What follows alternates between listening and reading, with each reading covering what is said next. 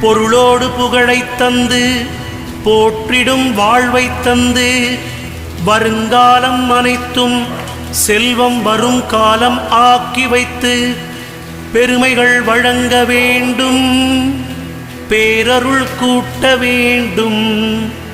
அருள்மிகு குருவே, உன்னை அடிபணிந்து வணங்குகின்றேன். வருடம் ஓர் ராசி வீதம் வட்டமாய் சுழன்று வந்தே தருகிற பலனை நாங்கள் தங்கமாய் ஏற்றுக்கொள்வோம். வருகிற நாட்களெல்லாம் வசந்தமாய் மாறுதற்கே அருள் தரும் உனது பார்வை அனுதினம் எமக்கு வேண்டும். குருவே, நீ பார்த்தால் போதும் கோடியாய் நன்மை சேரும்.